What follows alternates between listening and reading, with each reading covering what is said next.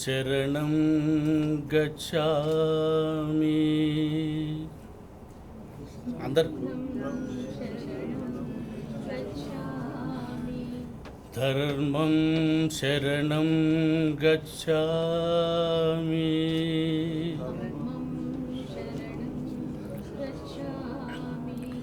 సంఘం శరణం గచ్ఛామి. రచిన గీతవు నువ్వు భాస్కర, జయ హో జయ హో జయ హో జయ హో అంబేద్కర. జాతిని జాగృతపరచిన గీతం నువ్వు భాస్కర. బహుజనులకు నీ అడుగులు భాగ్యమయ భాస్కర. బహుజనులకు నీ అడుగులు భాగ్యమయ భాస్కర. భాస్కర మనిషిని మనిషిగా చూడని మనుషులల్లో దేవుడా. మనిషిని మనిషిగా చూడని మనుషులల్లో భాస్కర. జయ హో అంబేద్కర. జాతిని జాగృతపరచిన గీతం నువ్వు భాస్కర. శ్రామిక జన సమరానికి సారథి నువ్వు భాస్కర. శ్రామిక జన సమరానికి సారథి నువ్వు భాస్కర. సమత మమత శాంతికి చిహ్నమయ్య అంబేద్కర. సమత మమత శాంతికి చిహ్నము అంబేద్కర. సగటు మనిషి ఆశలకు ప్రతిరూపం భాస్కర. ప్రజాస్వామ్య విలువలకు ప్రాణం అంబేద్కర. జయ హో జయ హో జయ హో జయ హో అంబేద్కర. జాతిని జాగృతపరచిన గీతం నువ్వు భాస్కర. జాతిని జాగృతపరచిన గీతం నువ్వు భాస్కర. జయ హో అంబేద్కర. జయ హో Ambedkar. On behalf of Dr. B.R. Ambedkar Open University and also on my personal behalf to this very auspicious day which we are celebrating every year, Dr. B.R. Ambedkar, Bharat Ratna and a great social visionary of India, who contributed a lot to the society at large and also to Indian democracy and parliamentary system and especially Indian constitution. So we are celebrating this program every year, not as a merely a ritual. We are doing it very systematically, and also we are inviting various famous personalities, persons of different fields, education, economy, justice, law, administration, and other social sciences to reflect upon the ideas, concepts, and relevance of Dr. B.R. Ambedkar's social philosophy. I would say especially social transformative philosophy of Ambedkar in our country. So earlier this university itself was known as AP Open University. But during the 100th birthday centenary celebrations of Dr. B.R. Ambedkar in 1992, this institution name has been changed as Dr. B.R. Ambedkar Open University, committing itself to the social transformative educational philosophy of Dr. B.R. Ambedkar and reaching the unreached, the poor people, and expanding the higher education to the rural areas, remote areas, and also the poor people, education at their doorsteps, education for all. This is the vision of this university, which is very close to heart of Dr. B.R. Ambedkar's educational philosophy. So that is the reason this institution itself has committed to the philosophical values, educational philosophical values of Dr. B.R. Ambedkar. So, at the same time, today's chief guest also very popular judges, is one among the very popular judges in our country, and is very friendly person and close to heart of values of Telangana. That is the great thing. I liked him very much. And when we were deeply involved ourselves in the Telangana statehood movement, whenever we used to call him from Warangal, he used to be there in the Warangal. That is the friendship with him. And when this Sri Krishna Commission has submitted its report and its undemocratic nature of closing one chapter and releasing remaining other chapters was created hue and cry, you know very well. In those days, Justice Sudarshan Reddy is known for critical view, who presented a very critical view of the Justice Sri Krishna Committee report on Telangana.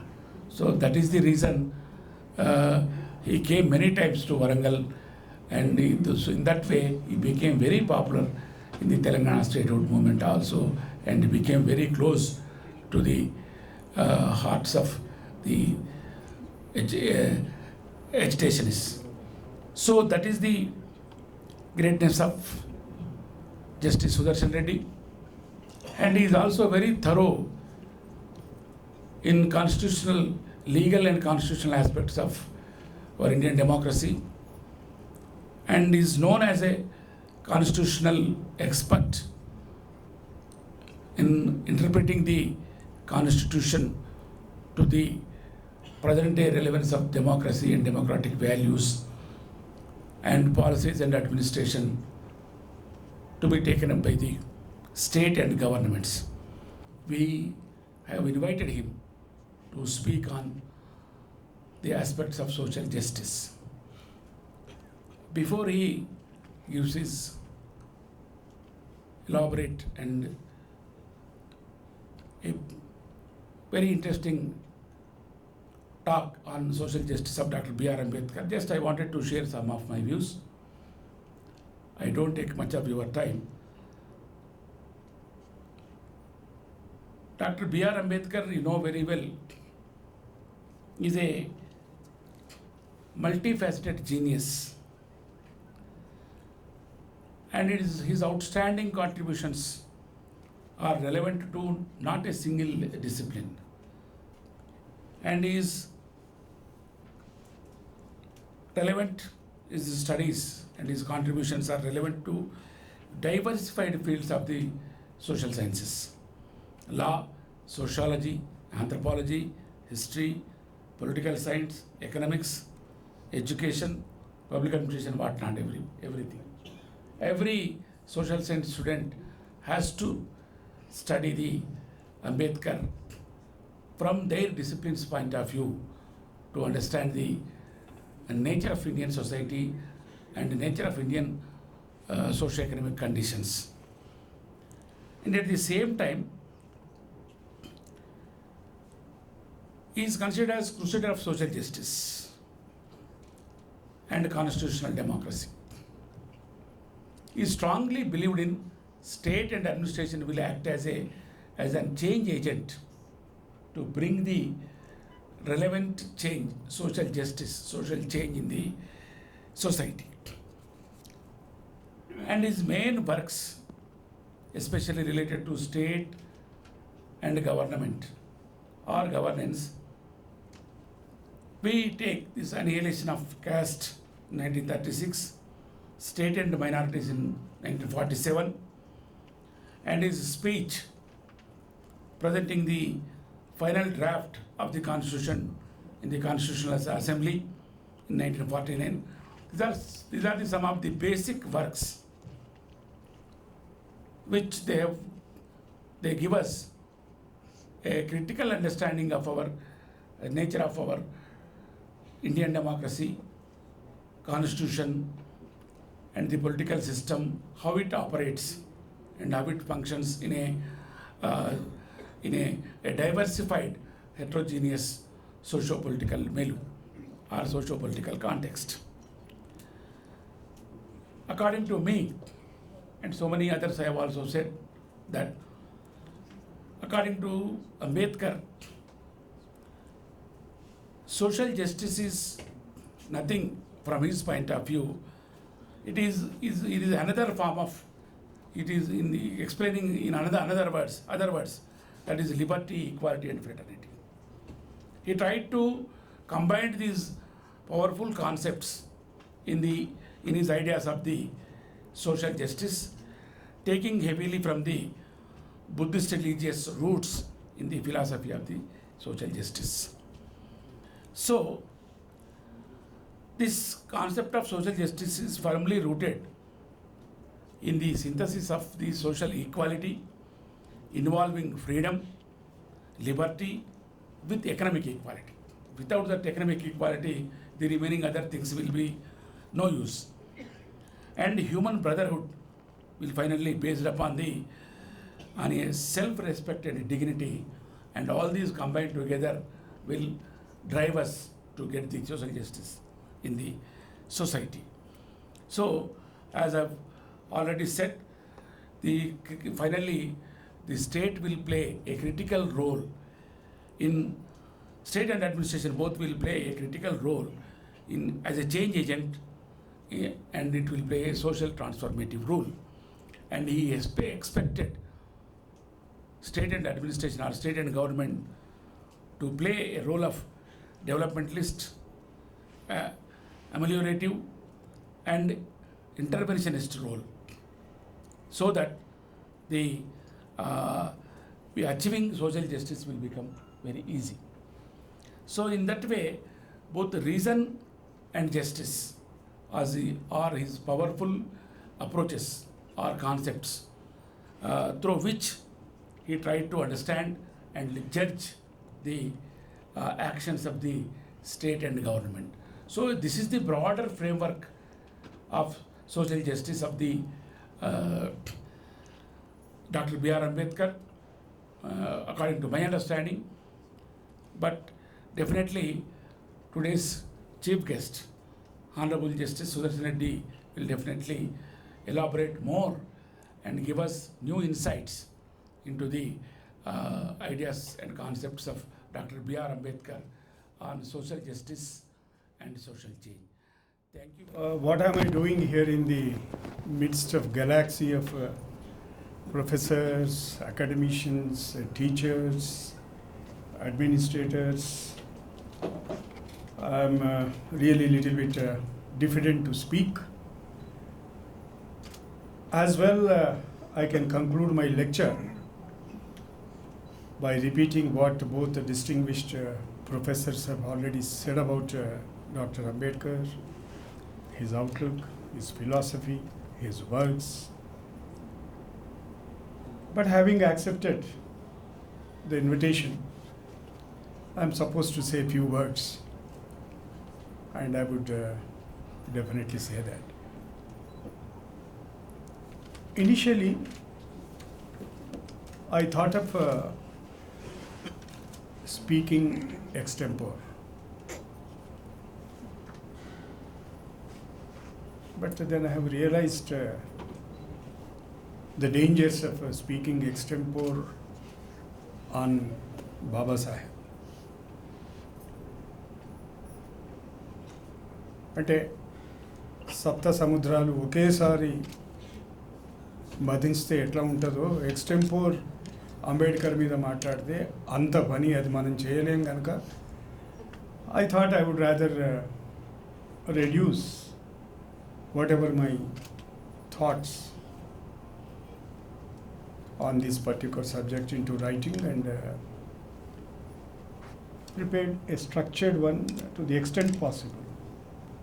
Not structured in the sense like a research paper for which the academicians are known. The second reason was, since it's a memorial lecture, the convention demands that it should be in writing and should be made part of the records. I am sure most of the earlier lectures, and perhaps all of them, were structured and written speeches. That's also one reason I prepared. Till yesterday, I was not sure. When one of your officers, Mr. Venugopal Reddy, telephoned me, sir, are you delivering a lecture extempore or preparing a speech? I said, I have you to decide. Yesterday evening, I sat for some time and made an attempt to write something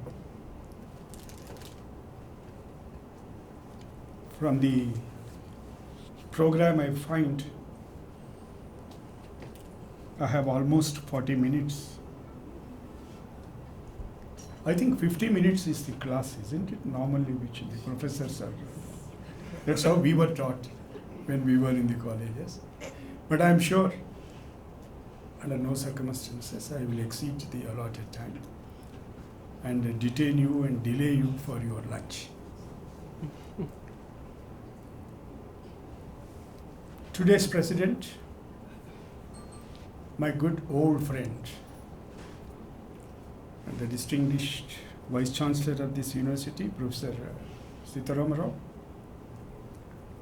Professor Sudhakar, I am simply fascinated the way he presented the issue before you. Director academic and a distinguished registrar of the university, who looks after your well-being here, I suppose, Professor C. Venkataya, distinguished professors, educationists, administrators, ministerial staff, friends, ladies and gentlemen.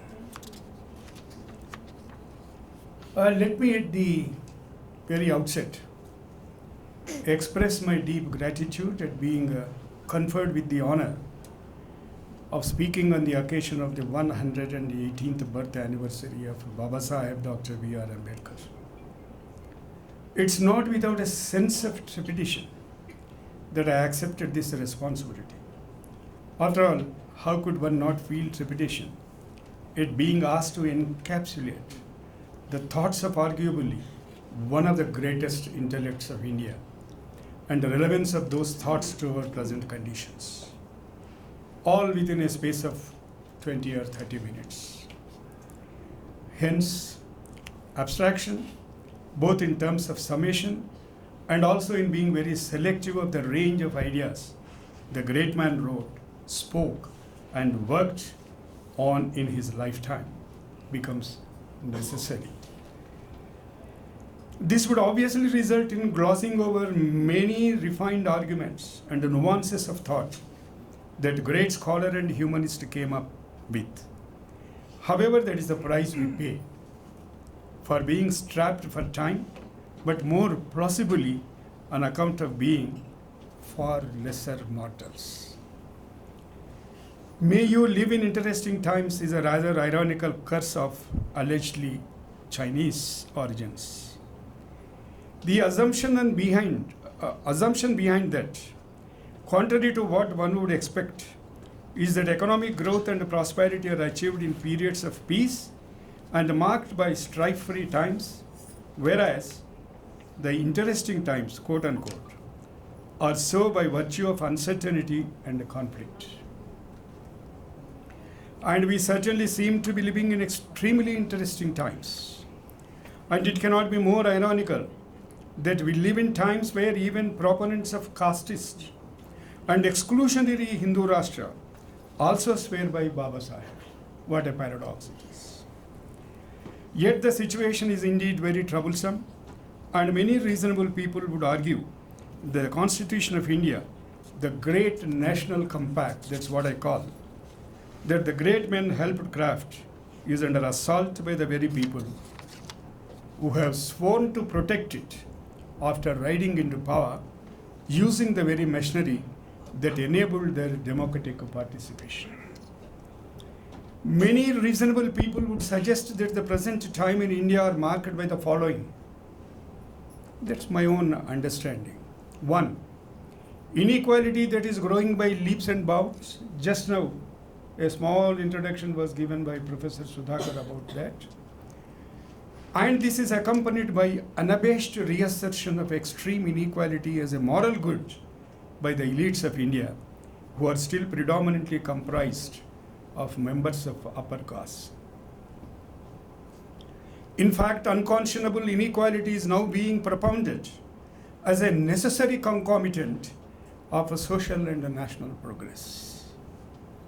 Two, the abandonment of directive principles of state policy as being foundational to governance by the state, and more particularly the denigration of the goal of social justice as a worthwhile constitutional and hence political and social goal. This in turn is accompanied by ignoring the mandate upon the state to not to allow concentration of wealth in the hands of the few to the detriment of the many, and characterize dissent based on the non-accomplishment of goals of social justice enshrined in the directive principles as anti-national and even seditious. 3.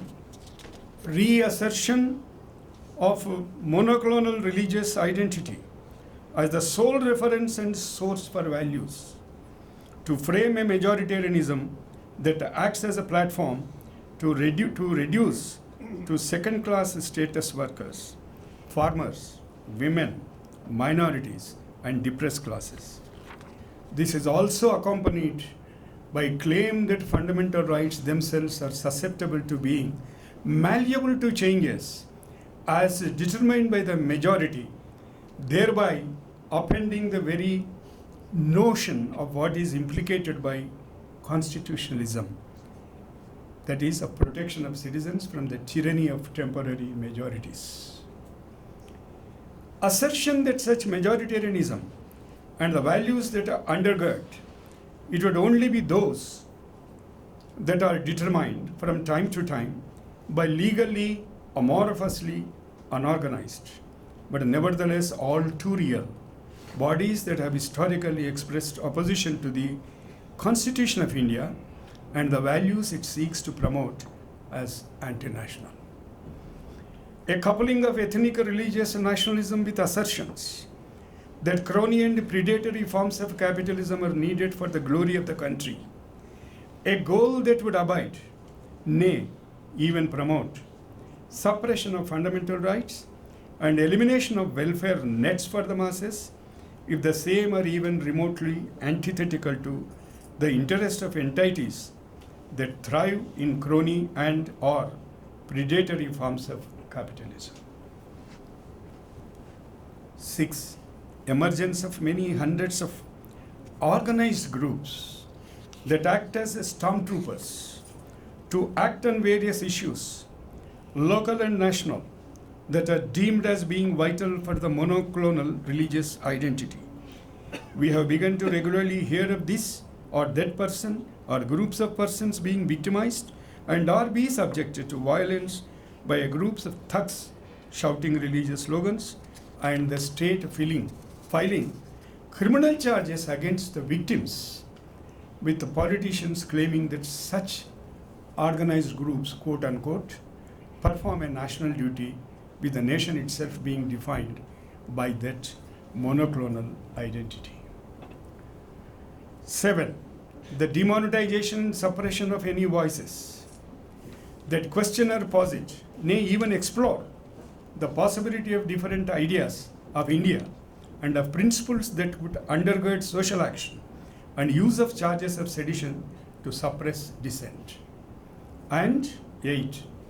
The use of threats of violence and even demonstrations of the inevitability of violence with varying intensity, but admitting the necessity of unrestrained levels of bestiality by defenders of the monoclonal identity. Of course, One could quibble whether the above formulation has missed this or that aspect or facet of social and political structures and reality that are emerging in India. One could also argue, and they would be right in doing so, that across the globe, those who have fattened themselves on the gravy train of predatory forms of capitalism by eviscerating the state of its moral strengths have been able to do so by virtue of using nationalism defined on the basis of ethnic and religious identities. That's what is happening in Europe and western part of the world. I have chosen to highlight the above sketch that is necessarily roughly hymn of what is going on to counterpose it against Baba Saheb's prescient and nearly preternatural ability to forecast the problems that could emerge in respect of functioning of a parliamentary democracy in India. Every single instance in which a new assault on the constitution is flashed across the social media, at the electronic media, or our newspapers, I go back and read what Baba Saheb has written or done. As I was sketching the outline of this lecture, reports had come in that some submissions had been made to the Supreme Court that as far as voters are concerned,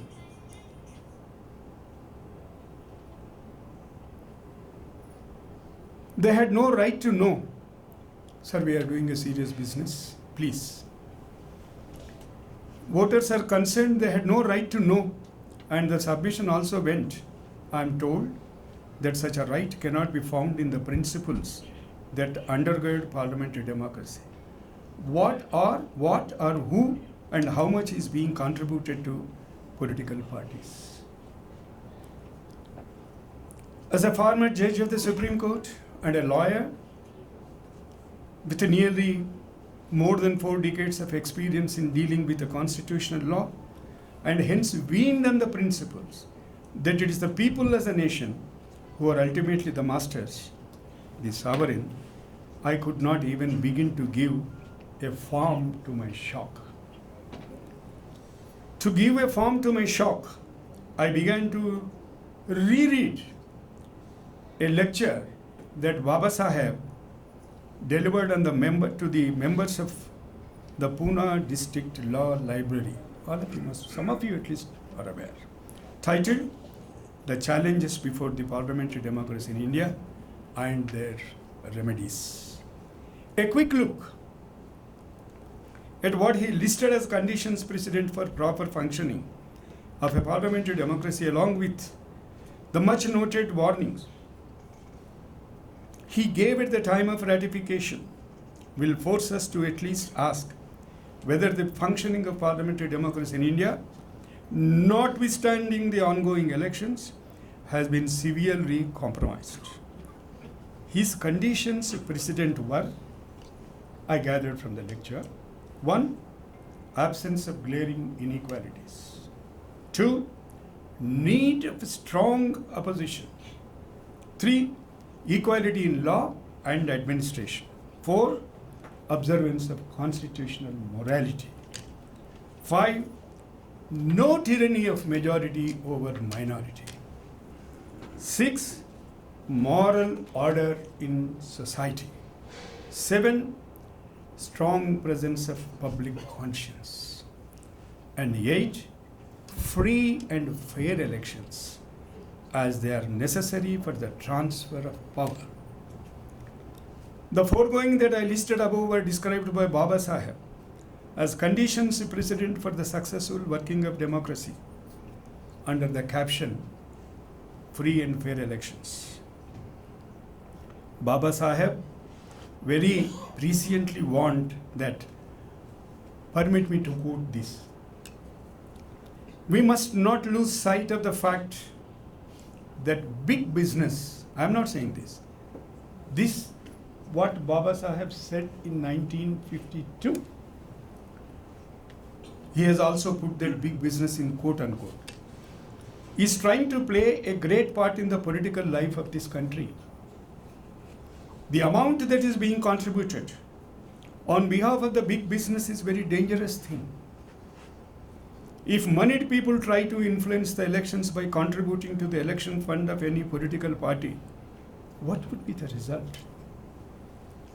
If the party which they have supported financially comes into power, they will naturally try to extract the concessions for themselves, either by modifying the present legislation or by influencing the party in power to legislate in such a manner as would be beneficial to their interest, unquote. And we are being told, the nation is being told on Supreme Court's platform that a citizen of this country has no business to know from where a political party gets its funds. It's alarming. Attorney General is not the lawyer for Government of India. He is the Attorney General for India. His jurisdiction is advice. His duty is to advise, provide a proper constitutional guidance to the government.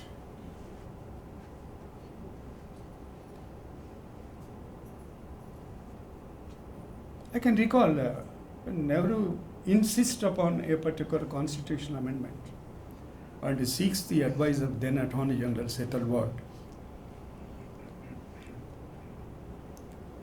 He refused to agree with him, and along with the opinion, he sent his resignation letter. Of course, those days were different and times were different. Resignation letter was thrown and put into its proper place. Advice was accepted. I was left agape at Baba Saheb's foresight. That was in 1952 itself, when political spending was considered to be rather modest. It was not in hundreds of crores.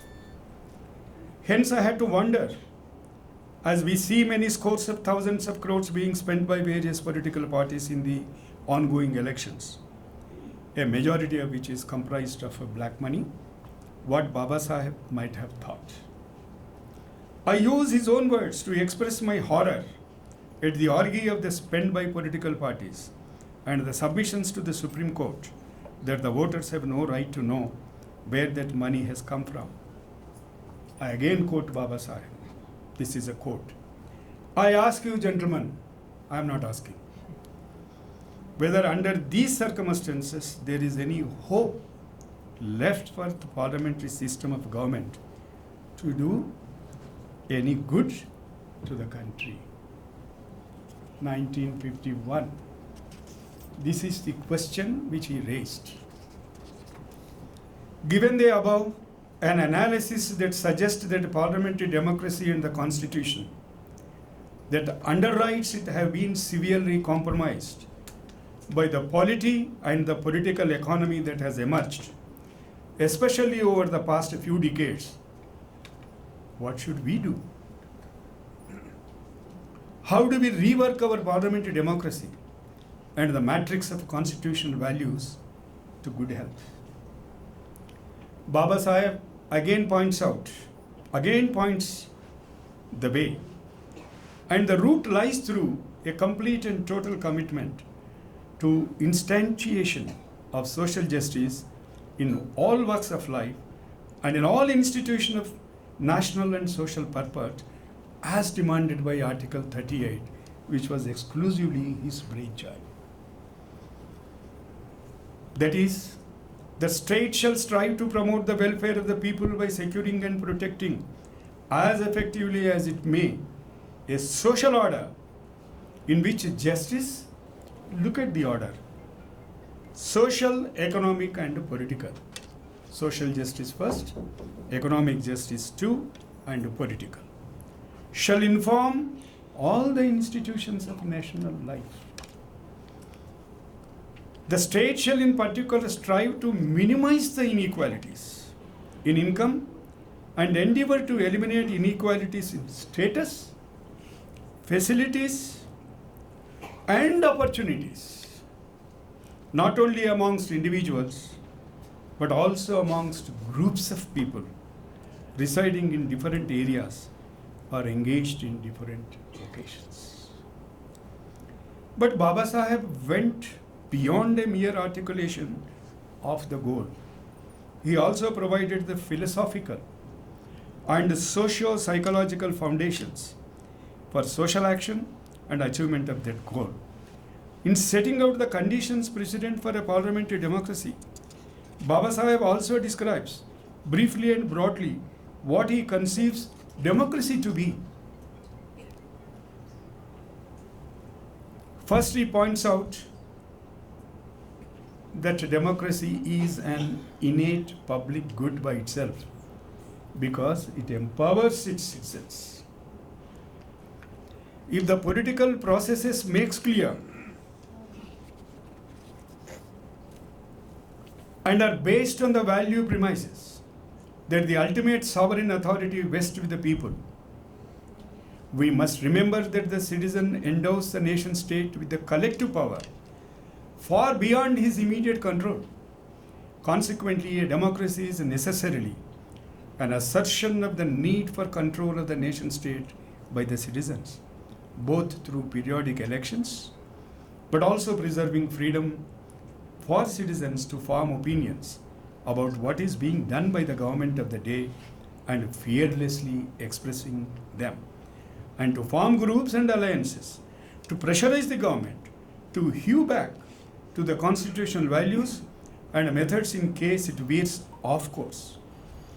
The nature of empowerment of the citizen in a democracy implies that the right to question is inviolable and even an intrinsic part of the duties of a citizen.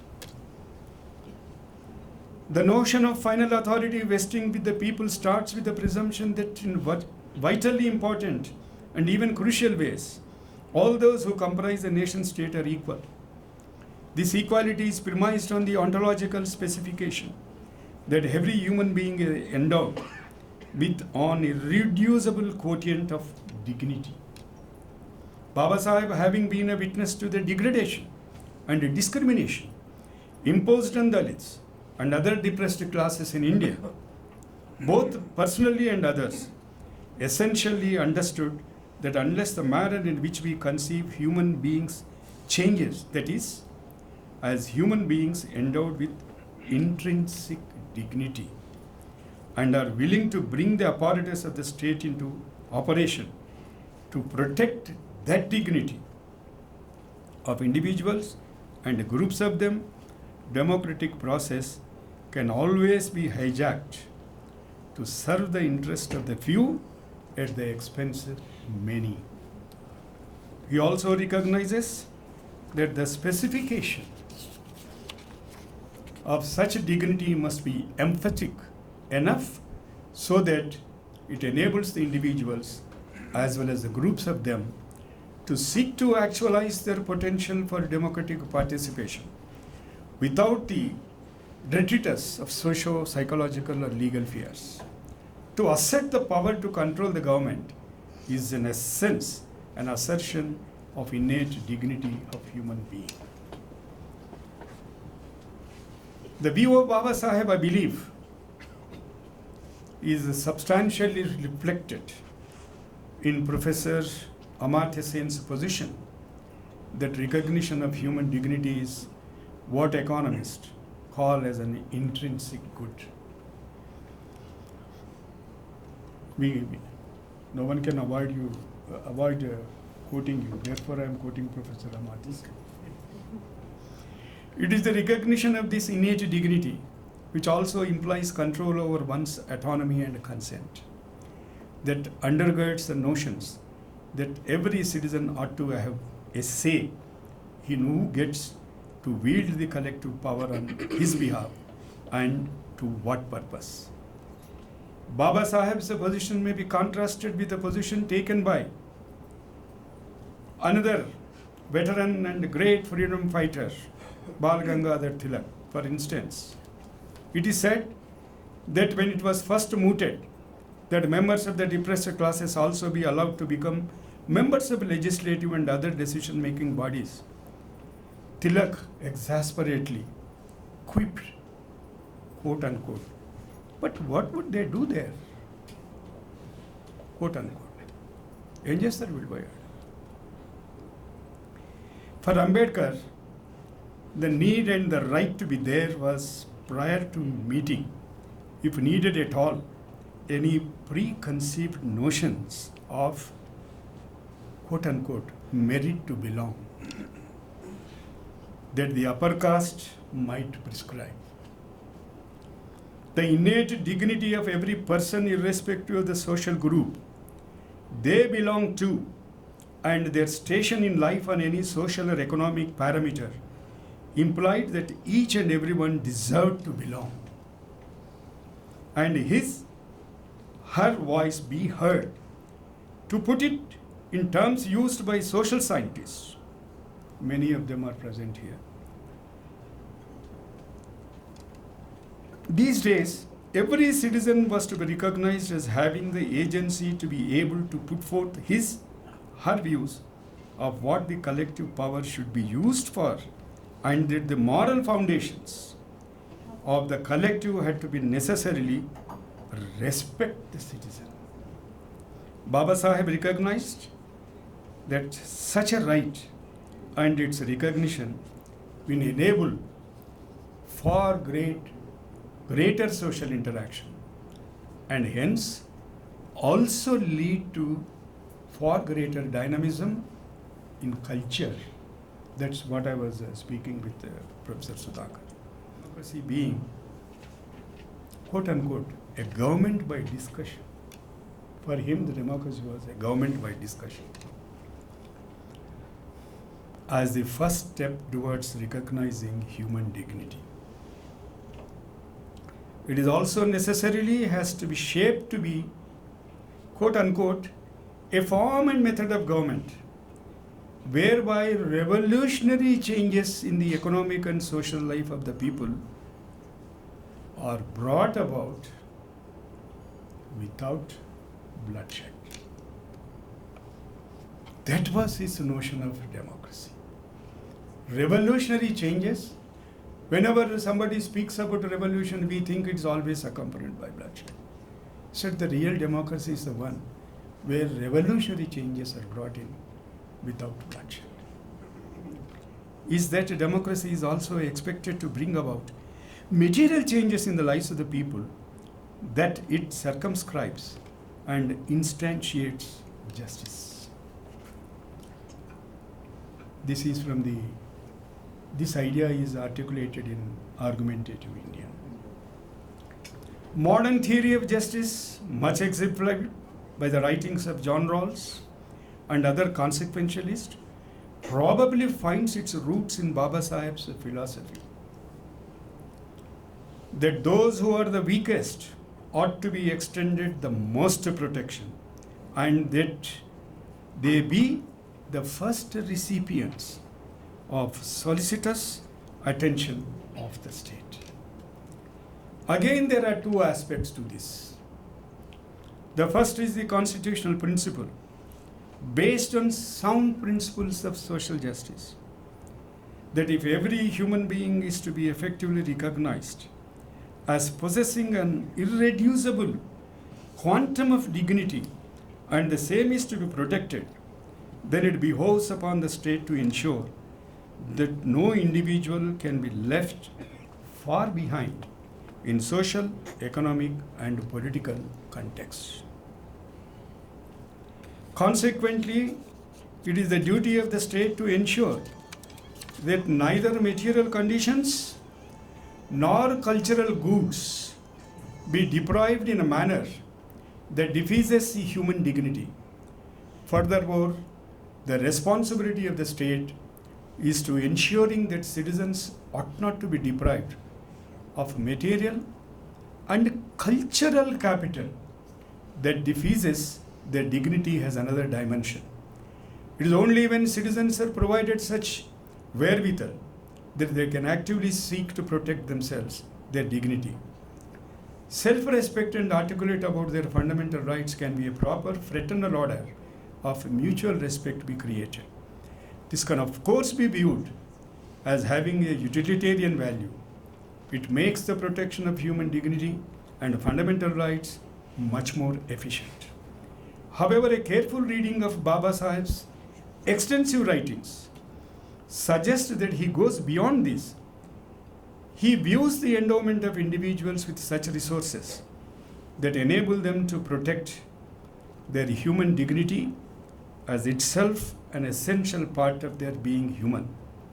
He wanted to ensure that everyone, and especially those who were rendered the weakest, have the confidence to participate more fully and completely as strong individuals in the social, economical, and political spheres.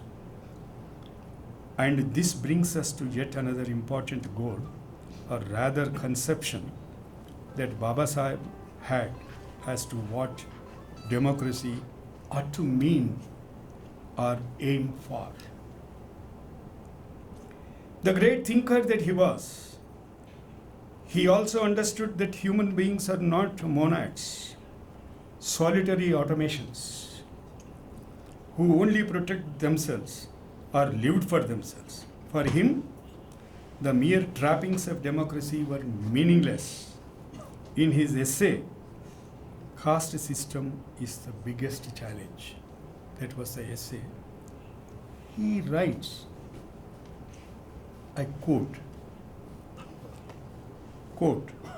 "It is also supposed that where there is a parliament which is elected by the people, and laws are made by the people's elected representatives elected after every few years, there is democracy." He says it is also supposed. Is there democracy in India? What is the truth? This is post-constitutional, not pre-constitutional. One election is already held. No positive answer can be given unless the confusion caused by equating democracy with republic. We have democracy because we have republic, we have elected government, and head of the state is elected, head of the government is elected. And by equating democracy with the parliamentary government is removed. Unquote. He continues on to give the answer. Democracy is quite different, quote, because nobody else can put it in such beautiful form and to the eternity, from a republic as well as from parliamentary government.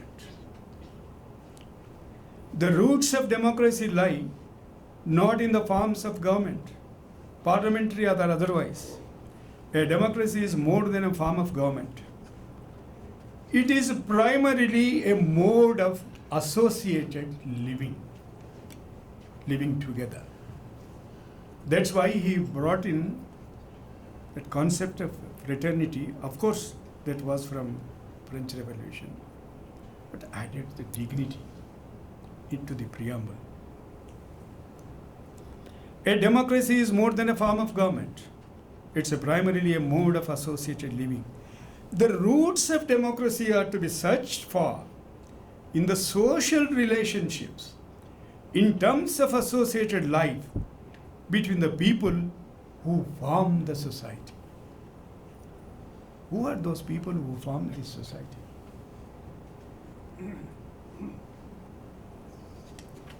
Unquote. For Baba Saheb, being a social was to be united in bonds of fraternity, not a discrimination based on the caste, not a discrimination based on the religion. The bondage is fraternity. That's why our preamble speaks of the people of India giving itself a government to ensure equality, liberty, and justice, so that fraternity among all of them can be promoted. A fraternity that assures the dignity of the individual. For him, such a democratic social life would be marked by community of purpose and desire for welfare, loyalty to public ends, and mutually of sympathy and cooperation.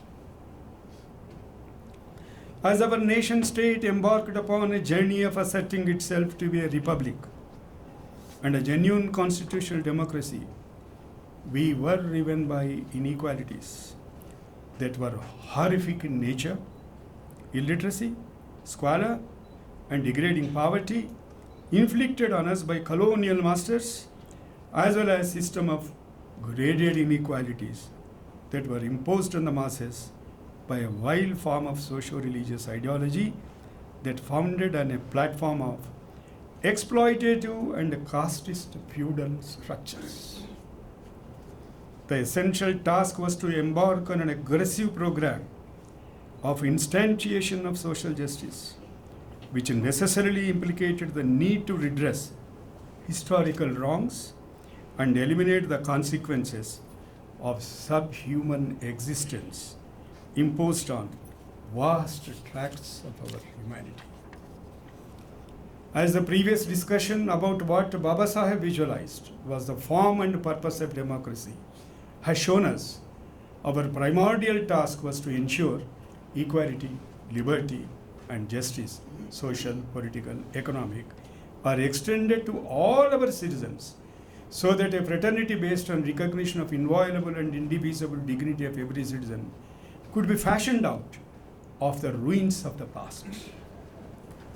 On the day of the ratification of our constitution, Baba Saheb warned us that mere political freedom, while most of the populace suffers from graded inequalities, will not make our parliamentary democracy secure unless we actively and with moral urgency sought to pursue the elimination of social and economic inequalities.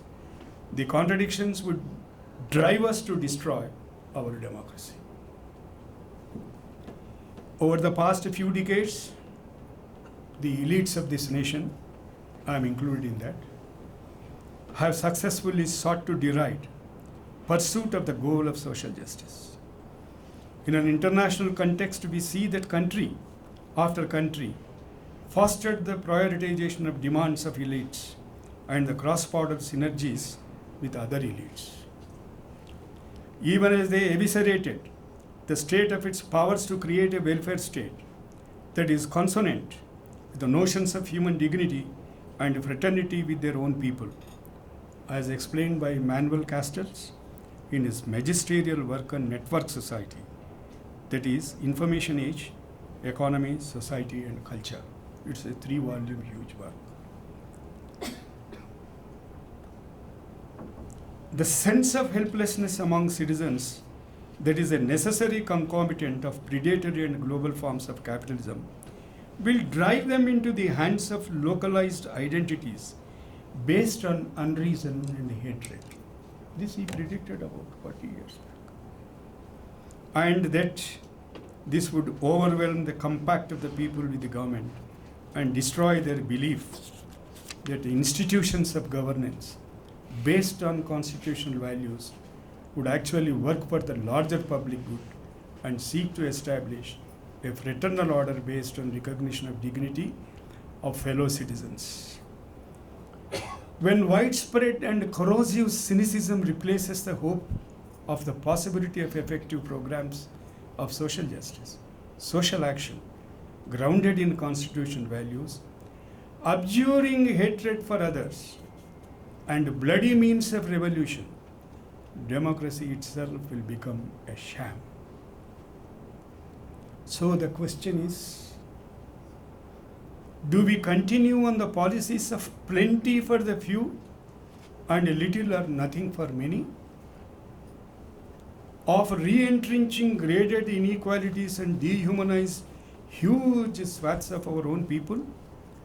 Or do we rededicate ourselves to achieving the constitutional goals of instantiation of social justice in all walks of life? That's the question today.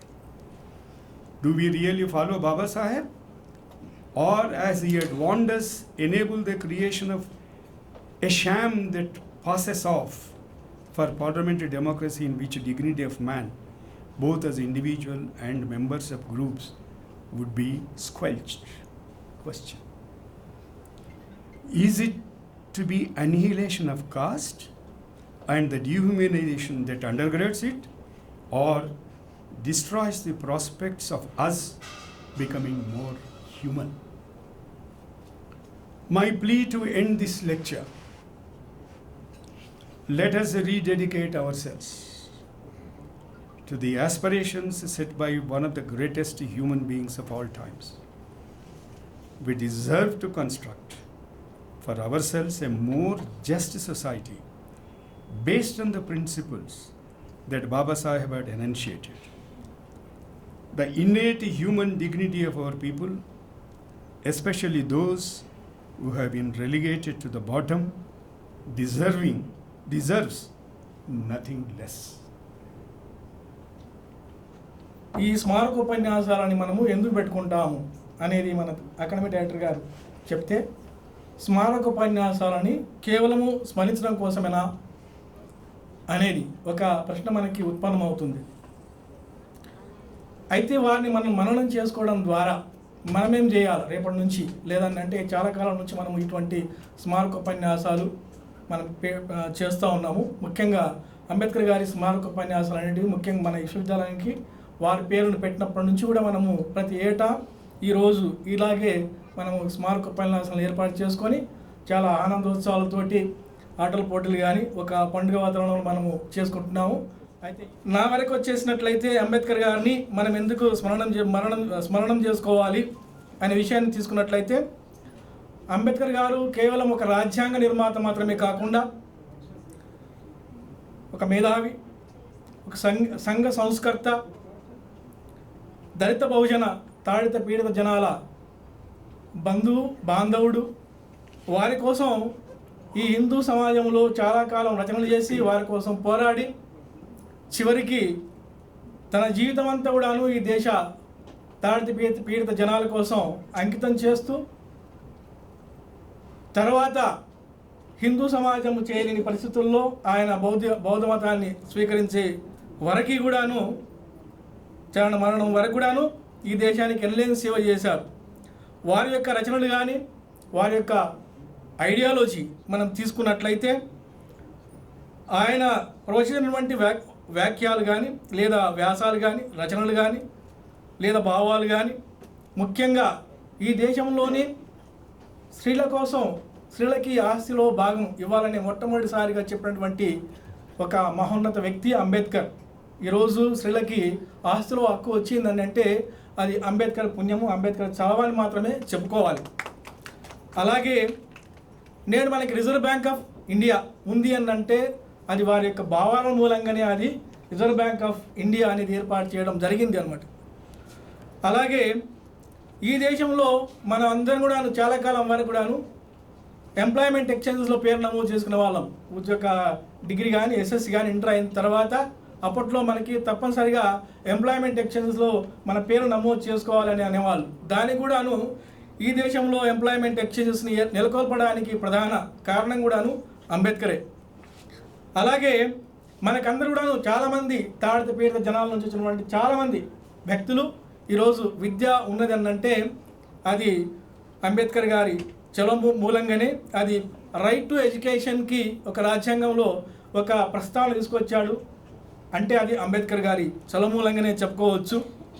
అలాగే అప్పట్లో కార్మికుల్ని దాదాపు 12 గంటల వరకు వాళ్ళు పనిచేసుకునే, ఒక్కొక్కసారి 12 గంటల మించి కూడాను పనిచేసుకునే వాతావరణం ఉండేది. దాని నుంచి 12 గంటల నుంచి కేవలం 8 గంటల వరకే పని గంటలని తగ్గించే ఒక ప్రొవిజన్ కల్పించాడు అంటే అది అంబేద్కర్ గారి మూలంగా నేను చెప్పుకోవచ్చు. అలాగే సెంట్రల్ టెక్నికల్ పవర్ బోర్డుని ఏర్పాటు చేయడానికి కూడాను అంబేద్కర్ గారి కారణం. నేషనల్ పవర్ గ్రిడ్ సిస్టమ్ ఏర్పాటు చేయడానికి అంబేద్కర్ కారణం. Central water irrigation navigation commission ఏర్పాటు చేయడం, దామోదర వ్యాలీ ప్రాజెక్టుని, హిరాకుడ్ ప్రాజెక్టుని, సోన్ రివర్ ప్రాజెక్టుని, formation of new states like Jharkhand and Telangana, ఇవన్నీ కావడానికి కారణం కూడాను అంబేద్కర్ గారి అని చెప్పుకోవచ్చు. అన్నిటికంటే కూడాను ఈరోజు ఒక ప్రఖ్యాత మానవతావాది ఎవరు అని చెప్పేసి అంటే కేవలం అంబేద్కర్ గారు మాత్రమే అని చెప్పుకోవచ్చు. అలాగే ఒక సంఘ సంస్కర్తను, మొత్తం ఈ భారత రాజ్యాంగాన్ని మాట్లాడినటువంటి వ్యక్తులు. మన భారత రాజ్యాంగం అన్ని రాజ్యాంగాల కంటే కూడాను చాలా బలమైనది, చాలా పెద్ద రాజ్యాంగం. ఈ పెద్ద రాజ్యాంగానికి ఒంటి చేత్తో రాసినటువంటి ఒక మహోన్నత వ్యక్తి కేవలం అంబేద్కర్ గారు మాత్రమే. ఇంతటి చేసినటువంటి అంబేద్కర్ ఇవన్నీ విషయాలు మనం తీసుకున్నట్లయితే ఈనాడు ఉన్నటువంటి లేదా ఇదివరకు ఉన్నటువంటి భారత రాజ్యాంగ లేదా రాజకీయ నాయకులు మనం తీసుకున్నట్లయితే అంబేద్కర్ గారు ఒక ఎత్తు అయినట్లయితే మిగతా వాళ్ళందరూ కూడా కలిపి మనం ఒక అంబేద్కర్ గారికి ఏమాత్రము ఒక ఈక్వలెంట్ కార్యము అని చెప్పుకోవచ్చు. ఇవన్నీ ఈ ఐడియాస్కి అన్నిటి కూడా. కాబట్టి ఈరోజు మనము ఇంతటి సేవ అన్నిటికంటే మించి కూడా ఒక జాతీయవాది కూడాను అంబేద్కరే. ఈ దేశంలో ముఖ్యంగా ఇక్కడ కమ్యూనిజానికి ఒక పక్కన, క్యాపిటలిజానికి ఒక పక్కన ఒక భావపరమైనటువంటి ఒక ఐడియాలజికల్ డైలాగ్ నడిచేటప్పుడు ఈ దేశంలో ఉన్నటువంటి అత్యధిక సంఖ్యాక ప్రజానికం, తాడిత పీడిత జనాలు ఏ వైపు వెళ్ళాలనే విషయంలో వచ్చినప్పుడు ఇక్కడ కమ్యూనిజాన్ని ఆశ్రయించాలన్నా లేదా ఇంకో పోవాలనుకున్నప్పుడు ఇక్కడ ఈయన ఒక సామాజిక సమసమాజ నిర్మాణం కోసము ఉండాలని చెప్పి వీళ్ళందరూ కూడా ఒక కమ్యూనిజం వైపు ఆకర్షించకుండా అంబేద్కర్ ఒక జాతికి లేదా ఈ దేశాలని అటువైపు నడపకుండా చేసినటువంటి మహోన్నత వ్యక్తి అంబేద్కర్ అని చెప్పుకోవచ్చు అనమాట. అది అలాగే ఇందాక మన సుదర్శన్ రెడ్డి గారు చెప్పినట్లు చాలా విషయాలు, ముఖ్యంగా సార్ మా విశ్వవిద్యాలయానికి వచ్చి మీరు చాలా విషయాలు చెప్పారు. అంబేద్కర్ గారు రాజ్యాంగం రాసిన ఐడియాస్ కానీ వారి భావాలు కానీ నేడు ఎంతవరకు అవి కొనసాగబడుతున్నవి అనేది మనం తీసుకున్నట్లయితే ఈ ప్రజాస్వామిక వ్యవస్థ ఈ రకంగా ఉన్నదా అనేది మనం తీసుకున్నట్లయితే లేదు అనేది కూడా మీ మాటల ద్వారా మనకి చాలా విశదీకరం కాబడుతుంది. కాబట్టి ముఖ్యంగా మనకి ఈక్వల్ ఆపర్చునిటీస్ ఎంతవరకు ఉన్నాయి మన దేశంలో కానీ మన సమాజంలో కానీ అందరికీ ఈక్వల్ సమాన అవకాశాలు ఎంతవరకు ఉన్నాయి. అలాగే మనం ఈ డెమోక్రసీ ఒక మనుగడ కింద నుంచి వేలుకొనుకోవాలంటే దానికి ఒక స్ట్రాంగ్ అపోజిషన్ ఉండాలి. కానీ ఆ స్ట్రాంగ్ అపోజిషన్ ఉందా అనేది కూడా వారి సందేశంలో మనకి వ్యక్తం కావడం జరుగుతుందన్నమాట. అది అట్లాగే రాజకీయ ఎలక్షన్లు కూడాను ఫ్రీగా నడుస్తున్నాయా, free elections free and fair మేనర్స్లో ఎలక్షన్స్ నిర్వహించబడుతున్నాయా, ఎన్నికల్లో బ్లాక్ మనీ ఎంతవరకు అది దాని యొక్క పాత్ర ఎంతవరకు ఉన్నది అనే విషయాలు తీసుకున్నట్లయితే ఇది మనం అనుకున్నటువంటి ప్రజాస్వామ్యం మనకి అంబేద్కర్ గారు కూడాను ఒక 5 సంవత్సరాల తర్వాత వెనుకబోయి నేను చెప్పినటువంటి ప్రజాస్వామ్యం అనేది ఇదేనా అనేది మనం ఒక ప్రశ్న వేసుకున్నట్లయితే దీనిలో బ్లాక్ మనీ కానీ లేదా ఎలక్షన్స్ ఫ్రీగా కానీ ఫెయిర్గా కానీ జరగకపోవడం అనేది మనం చూసినట్లయితే ఈ మధ్యకాలంలో అసలు అపోజిషన్ అనేది లేకుండా ఎట్లా జరుగుతుందని మనం తీసుకున్నట్లయితే ఇది ప్రజాస్వామ్య విధానం నడిచే తీరు ఇదేనా, లేదా ప్రశ్నించే మేధావులని అరెస్ట్ చేసే విధానం ఇదేనా అని మనం తీసుకున్నట్లయితే ప్రజాస్వామ్య విలువలు కానీ ప్రజాస్వామ్య వ్యవస్థ కానీ దాన్ని మడగని కానీ అది సరిగా లేదు అనేది మనము ఈరోజు తీసుకోవాలి. అట్లాగే ఇక్కడనే మనం చేసిన విషయాలు ఏంటంటే అంబేద్కర్ స్మారక ఉపన్యాసం విన్న తర్వాత అంబేద్కర్ ప్రవచించిన విషయాలు ఏంటివి, సమాజంలో నడవడి తీరు ఏ రకంగా ఉన్నది, మనం ఏం చేయాలనేది ఒక ఆలోచన ఉంటుంది. కాబట్టి ఇక్కడే మీరు చెప్పినటువంటి విషయాలు సార్ ఇక్కడ let us rededicate for the values proposed and preached by doctor BR Ambedkar. మనకి జస్టిస్ సుదర్శన్ రెడ్డి గారి సందేశంలో మనకు వచ్చినటువంటి విషయం ఏంటి, లెటస్ రీడెడికేట్ అనేది విషయము అది ఎంత ఆలోచన చేసే విషయం అనుకున్నట్లయితే మనం కేవలము స్మారకోపన్యాసాలని దండ వేసి మనం పోతున్నాం. కానీ మనం వారు చెప్పినటువంటి విలువలు కానీ వారి ఆశయాలు కానీ అది మళ్ళీ కూడాను అది వేలుకొని అది సజీవంగా నిలపాలనుకున్నట్లయితే ఇక్కడ ఎవరైతే మనం ఇక్కడ అందరం ఉన్నామో వారిపైన ఈ బాధ్యత చాలా ఉంటుందనేది మనము వారి మాటల్లోనే మనము తెలుసుకోవచ్చు. అట్లాగే వారు చెప్పినటువంటి విషయాల్లో the roots of democracy to be researched in social relationships, సామాజిక సంబంధాలలోనే ప్రజాస్వామ్య యొక్క ఉనికిని, ప్రజాస్వామ్య వ్యవస్థ యొక్క రూట్స్ని మనం వెతుకోవాలనేది వారు చెప్పడం అనేది కానీ, అట్లాగే social democracy is the basis of democratic governance, ప్రజాస్వామ్య మనుగడ కానీ లేదా ప్రభుత్వ నడవడి కానీ ఇవన్నీ కూడాను సామాజిక సంబంధాలపైననే నెలకొల్పబడాలి అనే విషయాన్ని మనం ఆలోచన చేసినట్లయితే మనం ఏం చేయాలి, ఈ సామాజిక సంబంధాలని ముఖ్యంగా ప్రేమ్ కుమార్ చెప్పారు ఇందాకనే, మనం ఆటల పోటీలు ఎందుకు మనం ఏర్పాటు చేసుకుంటామని అంటే ఇక్కడ ఉన్నటువంటి వ్యక్తులందరం కూడా కలిసిమెలిసి ఉంటేనే రేపు ఈ సమసమాజ నిర్మాణం కానీ లేదా సమన్యాయానికి కానీ రేపు ఈ దేశానికి అవసరమైనటువంటి మన కాంట్రిబ్యూషన్ కానీ అది వీలవుతుందని చెప్పినట్లయితే ఇక్కడ ప్రజాస్వామ్య యొక్క వ్యవస్థ దాని ఉనికి చిరకాలం ఉండాలనుకున్నట్లయితే ఆ సమాజంలో ఉన్నటువంటి అందరూ వ్యక్తులు, సమాజ అంచులకు ఉన్నటువంటి వ్యక్తులందరూ కూడాను వాళ్ళు సమానంగా పాల్గొనే అవకాశాన్ని కల్పించినప్పుడు అది వీలవుతుంది అని చెప్పారు కదా. ఇటువంటి విషయాలు కూడా మనకి డాక్టర్ సుదర్శన్ రెడ్డి గారి మనకి ఉపన్యాసాలు మనకి కనిపిస్తుంటాయి. అట్లాగే ఈరోజు ప్రజాస్వామ్య వ్యవస్థ కానీ న్యాయ వ్యవస్థ కానీ ఇది కేవలము కొద్దిమంది చేతుల్లోనే కాకుండా ఎక్కువ మంది అధిక సంఖ్యాక ప్రజానీకానికి ఎప్పుడైతే అవకాశాలు సమానంగా అందుబాటులో వస్తాయో అప్పుడు మాత్రమే ఈ ప్రజాస్వామ్య వ్యవస్థ మనుగడ అనేది ఉండడానికి వీలవుతుంది. కాబట్టి వారు చెప్పినటువంటి మా విషయాలకు వచ్చేసి చాలా విషయాలు చెప్పినందుకు మీరు చెప్పినటువంటి భావాలని మీ ఉపన్యాసం ద్వారా ఇక్కడ ఉన్నటువంటి మేమందరం కూడాను రేపటి నుంచి లెట్ us డెడికేట్ అన్నారు కాబట్టి నిజంగానే మనమందరం కూడాను వారి మాటల్ని మనము స్మరణకు తీసుకొచ్చి మనం అందరం కూడాను వారి ఆ ప్రజాస్వామ్య విలువలకు కానీ వారు చెప్పిన అంశాలకు కానీ ప్రజాస్వామ్యాన్ని నిలుపుకోవడానికి సజీవంగా నిలపడానికి మనమంతా కృషి చేద్దామని ఆశిస్తూ ఈ సమయాన్ని నాకు ఇచ్చినటువంటి మీ అందరికీ నేను మరొకసారి ధన్యవాదాలు తెలుపుతూ ముగిస్తున్నాను.